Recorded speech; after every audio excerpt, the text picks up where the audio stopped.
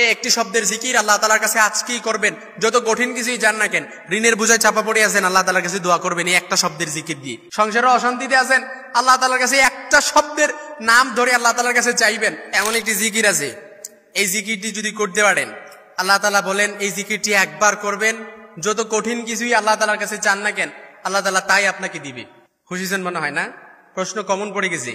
এই কঠিন জিকিরটি আপনি আল্লাহ তাআলার কাছে একবার যদি করতে পারেন, যা চান তাই আল্লাহ তাআলা আপনাকে দিবে। আপনার মনের কত কিছু আল্লাহ তাআলার কাছে চাওয়া আছে। আচ্ছা, সবাই এখন আপনারা যারা আছেন সবাই যদি আল্লাহ তাআলার কাছে বলেন আল্লাহ বাড়ি লাগবে, গাড়ি লাগবে, নারী লাগবে, আল্লাহ এটা লাগবে, ওইটা লাগবে, সবাই যদি সব কিছু দিয়েও দেয়, আল্লাহ তাআলার ধনভাণ্ডারে 1 ইঞ্চিও কমবে? কথা বলেন, কমবে না। আল্লাহ তাআলার ধনভাণ্ডারে 1 ইঞ্চিও কমবে না। লাউ আন্না আউয়ালাকুম ওয়া আখিরাকুম ওয়া ইনসাকুম ওয়া জিন্নাকুম, অর্থাৎ বনি আদমের এই সন্তানগুলো শুরু থেকে শেষ পর্যন্ত আল্লাহ তাআলার কাছে যদি বলে, নাম ধরে বলে আল্লাহ এটা লাগবে, ওইটা লাগবে, আমার এটা দিয়ে দেন, ওইটা দিয়ে দেন, সবাই যদি সব কিছু দিয়েও দেয়, আল্লাহ তাআলার ধনভাণ্ডারে 1 ইঞ্চিও কমবে না। এজন্য আপনি হতাশ হওয়ার কোনো কারণ নেই, ডিপ্রেশন ফ্রাস্ট্রেশনে ভোগার কারণ নেই। আল্লাহ তাআলার কাছে শুধু একবার এই নামটা ধরে জিকির করবেন।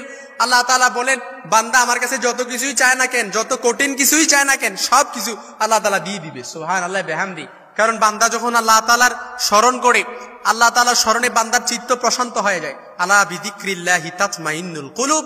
বান্দার জিকির একমাত্র বান্দার এই অন্তরটাকে আল্লাহ তাআলার জিকির দ্বারাই শুধুমাত্র প্রশান্ত করা যায়। এজন্য ফ্রাস্ট্রেশনে আছেন, আপনি আল্লাহ তাআলার নাম স্মরণ করেন।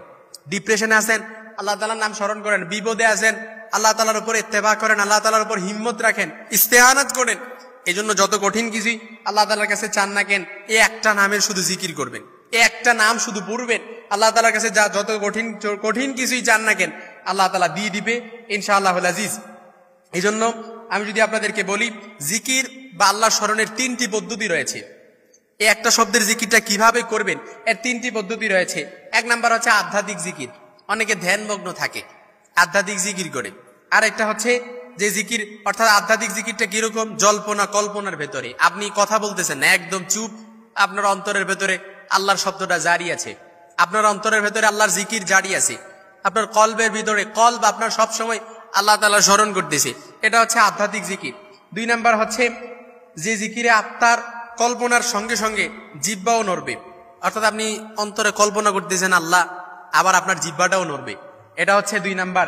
3 নাম্বার হচ্ছে অন্তর উদ্দিষ্ট সত্তার উপস্থিতি ও ধ্যান করার পাশাপাশি জিহ্বার স্পন্দন হবে এবং সেই সঙ্গে শব্দ বের হবে, কিন্তু এক্ষেত্রেও আওয়াজ অধিক উচ্চ করা উচিত নয়। অর্থাৎ যদি আপনি অন্তরে জিকির করতেছেন, এই জিকিরটা আপনার যদি আপনি প্রকাশও করেন, বাহ্যিকভাবে আসে, পরোক্ষভাবে আসে, তাহলে শব্দ করে আপনার জিকির করা কি নয়, উচিত নয়। সরব ও নীরবে জিকিরের মধ্যে কোনটি উত্তম, এর মধ্যে হচ্ছে নীরবে জিকির করবেন, এটি আল্লাহ তাআলার কাছে সর্বাধিক উত্তম। এজন্য জিকিরের উত্তম পদ্ধতি হচ্ছে, কোরআন হাদিসের বহু স্থানে আল্লাহ তাআলা জিকির করার কিছু পন্থা, কিছু বিশেষ তাগিদ দেওয়া হয়েছে। কিন্তু জিকির আস্তে করবে না জোরে করবে, এ নিয়েও সমাজে মতপার্থক্য দেখা যায়। এজন্য কোনো মতপার্থক্য নয়, এই একটি শব্দের জিকির আল্লাহ তাআলার কাছে আজকেই করবেন, যত কঠিন কিছুই জান না কেন, ঋণের বোঝায় চাপা পড়ে আছেন, আল্লাহ তাআলার কাছে দোয়া করবেন এই একটা শব্দের জিকির দিয়ে। সংসারে অশান্তিতে আছেন, আল্লাহ তাআলার কাছে একটা শব্দের নাম ধরে আল্লাহ তাআলার কাছে চাইবেন। ঝামেলায় আছেন, আল্লাহ তাআলার কাছে এই শব্দটা, এই জিকিরটা করে চাইবেন। এই জিকিরটা আল্লাহ তাআলা কোরআনে বলে দিয়েছেন, হাসবুনাল্লাহু ওয়া নি'মাল ওয়াকিল। খুশিছেন মনে হয় না? এখন বলে হুজুর এটা তো পারি। অবশ্যই এই একটা শব্দের আয়াতের আল্লাহ তাআলার কাছে জিকির করবেন, হাসবুনাল্লাহু ওয়া নি'মাল ওয়াকিল, হাসবুনাল্লাহু ওয়া নি'মাল ওয়াকিল। আল্লাহ আপনি আমার জন্য সহজ করে দেন, ওয়াকিল আপনি আমার জন্য উত্তম দায়িত্বশীল, আপনি আমার জন্য উত্তম ওয়াকিল।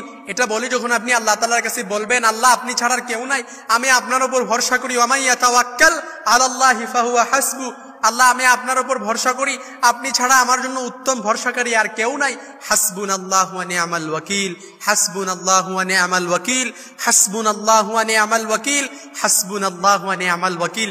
এই একটা শব্দের জিকির যখন আপনি আল্লাহ তাআলার কাছে করবেন, আল্লাহ তাআলার কাছে যখন বলবেন, আল্লাহ আপনি আমার জন্য যথেষ্টকারী, আপনি আমার হিসাব সহজ করে দেন, আল্লাহ আপনি আমার উত্তম ওয়াকিল, দায়িত্বশীল, এভাবে যখন আপনি বান্দা যখন মনিবকে এভাবে বললে আপনি দায়িত্বশীল, আল্লাহ আপনি দায়িত্বশীল, আপনি ছাড়া কেউ নাই, আপনি আমার হিসাবটা সহজ করে দেন, আপনি আমার জন্য যথেষ্ট হয়ে যান, এভাবে যখন আপনি আল্লাহর কাছে বলবেন, যত কঠিন কিছু আপনি আল্লাহ তাআলার কাছে বলেন না কেন, আল্লাহ তাআলা আপনাকে দিয়ে দিবেন ইনশাআল্লাহ।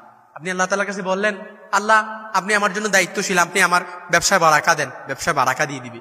আপনি বলবেন, আল্লাহ আপনি আমার জন্য উত্তম দায়িত্বশীল, আল্লাহ আপনি আমার প্রতি রহম করুন, আমার সংসারে রহম করেন, আল্লাহ তাআলা রহম করবে ইনশাআল্লাহ।